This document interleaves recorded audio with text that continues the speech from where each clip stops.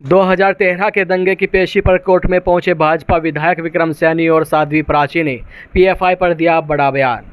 2013 के दंगों के मामले में आज दोपहर मुजफ्फरनगर एमपी एमएलए कोर्ट में पहुंचे भाजपा विधायक विक्रम सैनी और हिंदूवादी नेत्री साध्वी प्राची सहित यूपी सरकार में कौशल विकास मंत्री कपिल देव अग्रवाल ने राष्ट्रीय जांच एजेंसी एनआईए और एसटीएफ द्वारा पीएफआई पर छापेमारी और कार्रवाई को लेकर बड़ा बयान दे डाला। भाजपा विधायक विक्रम सैनी और हिंदूवादी नेत्री साध्वी प्राची ने जहां पॉपुलर फ्रंट ऑफ इंडिया संगठन को आतंकवादी संगठन और पाकिस्तान से लिंक होने की बात कही, वहीं कपिल देव अग्रवाल ने भी पॉपुलर फ्रंट ऑफ इंडिया पर कार्रवाई को लेकर बोलते हुए कहा कि भारतीय जनता पार्टी की सरकार से पहले जो लोग सत्ता में रहे उन्होंने कभी इस तरह के संगठन पर कार्रवाई नहीं की, लेकिन भारतीय जनता पार्टी ने देश विरोधी ताकतों और संगठनों के खिलाफ कार्रवाई करने का मन बनाया है।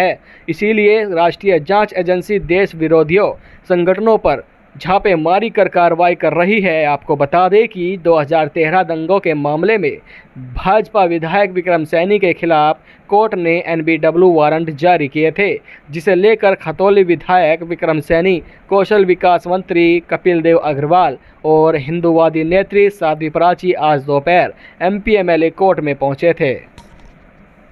2013 में मुजफ्फरनगर के अंदर नंगला मदोड़ में एक जनसभा हुई थी। गौरव और सचिन की जो हत्या टुकड़ों टुकड़ों में की गई थी, उसके विरोध में जो जनसभा हुई थी, मैं वहाँ पर प्रत्यक्ष रूप से उपस्थित रही थी। उसी के संदर्भ में 2013 में सपा सरकार ने हमारे ऊपर मुकदमे किए थे। वो मुकदमे आज मैं उसी मुकदमे के दौरान मैं इसमें कोर्ट में हाजिर हुई हूँ।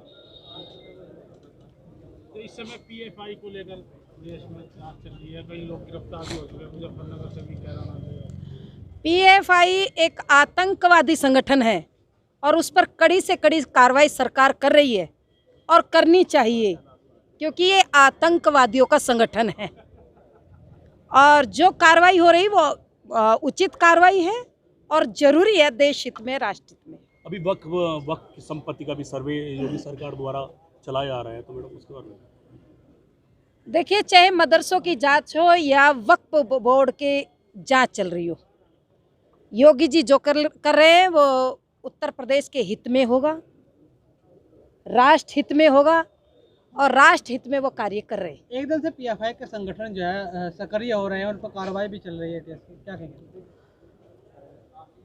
देखिए, मैं बहुत ज़्यादा कुछ नहीं कहूँगी, लेकिन इतना ही कहूँगी कि ये एक आतंकवादी जो संगठन है उनके सूत्र मिल रहे हैं और सरकार इन पर कड़ी से कड़ी कार्रवाई करे, बहुत जरूरी। केरल में इन लोगों ने जो बंद किया, आह्वान किया था और बंद भी किया था, वहाँ पे काफ़ी तोड़ फोड़ हुई है। हाँ, इसमें इन लोगों का ये कहना था कि जो पीएफआई संगठन है वो मजलूम मुसलमानों की आवाज़ उठाने का काम करता है।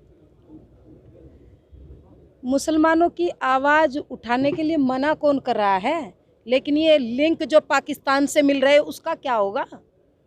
जो आतंकवादियों से खुल्लम खुल्ला मिल रहे हैं भाई, तो उसका क्या होगा? आवाज़ उठानी चाहिए। हम अपने हिंदू धर्म के लिए गर्व से आवाज़ उठाते हैं और उठानी चाहिए, किसने मना किया? लेकिन आतंकवादियों का समर्थन करना, आतंकवादी बनना, आतंकवादियों का प्रशिक्षण करना, ये देश में अब नहीं चलेगा। ये 2022 का हिंदुस्तान है। अच्छा, संख्या बढ़ती जा रही है, बहुत ज़्यादा संख्या में पकड़े जा रहे हैं। आज भी 6-7 लोग पकड़े गए यूपी में।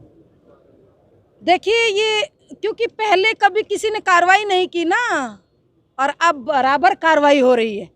अभी तो चिंता ना करिए, देखिए मगरमच्छ कितने निकलते हैं। देश का माहौल खराब हो रहा है इस तरह, जिस तरह ये लगे हुए हैं इस समय पीएफआई वाले। कोई बात नहीं, हिंदुस्तान का प्रधानमंत्री बब्बर शेर है, वो सबको रास्ता दिखा देंगे। कोर्ट में मुकदमे की तारीख थी जो 2013 में कबाड़ दंगे हुए थे, उसकी तारीख थी। आज कल भी तारीख थी, कल भी आया था मैं, और आज भी तारीख है।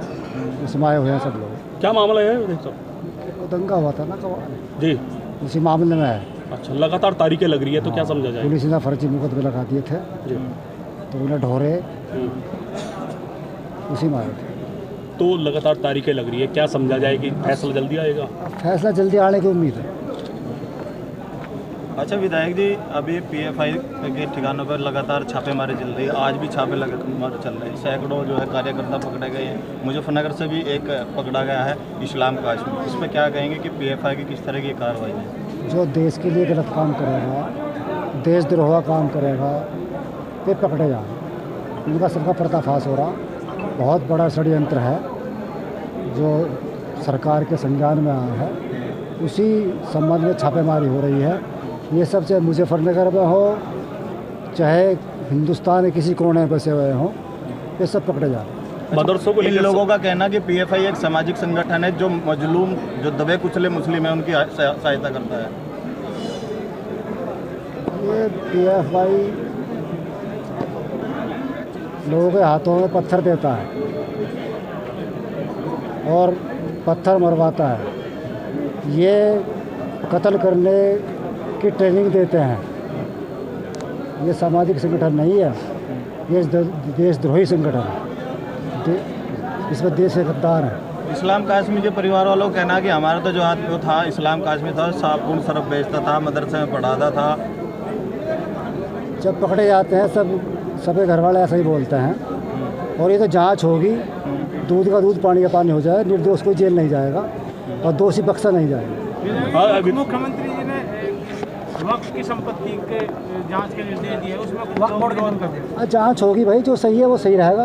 नहीं, कुछ लोग विरोध कर रहे हैं, आज भी ज्ञापन डीएम जो साहब को दिया। फर्जी कब्जे कर रखे वे कब्जे हटेंगे और जो ज़मीन ठीक है, जिनके कागज़ सही है, कोई आँच आने वाली नहीं है।